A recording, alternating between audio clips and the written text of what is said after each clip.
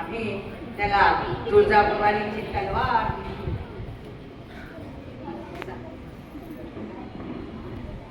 आणि आशीर्वाद दिला. राजे, जोपर्यंत चंद्र सूर्य तारे तुमचं नाव असं म्हणतात. राजांना आशीर्वाद दिला. कितीतरी वेळ आम्ही मायले ग आनंद अश्रू ढाळत होतो. सारा दरबार हे बघत होता. कारण गर्भात लावलेलं हे उल्लस रोपट आज विशाल वटवृक्षाप्रमाणे आम्हाला भासत होतं. आज माझ्या शुभाच्या छत्रछायेखाली हजारो अनाथ बालक आमच्या सैन्यात दाखल झाली होती. सैन्यात शहीद झालेले जे शिपाई आहेत त्यांच्या मुलांना नोकऱ्या, त्यांच्या महिलांना नोकऱ्या, असा प्रकारे रामराज्यासारखं सुंदर असं आनंद वनभुवनी असं माझं शिवराज्य सुरू झालं होतं. आता आमचं वय 75 कडे झुकलेलं.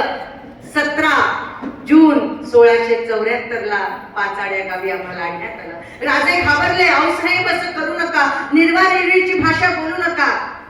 शिवबा झाला आता 75 कडे वय झुकलं. हात थरथर कापत आहे, डोळ्यांनी दिसत नाही रे. आता काय हवं मला?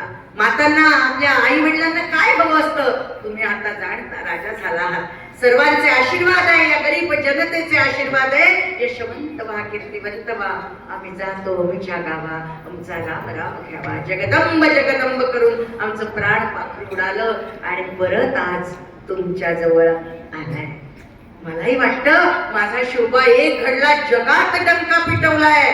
कोण हा शिवबा?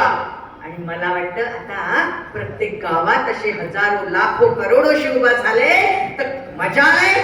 विदेशांची वाईट वृत्ती आपल्याकडे बघण्याची एका शिवबाची एवढी ताकद होती तर तुम्ही हजारो लाखो शिवबा काय करू शकत नाही.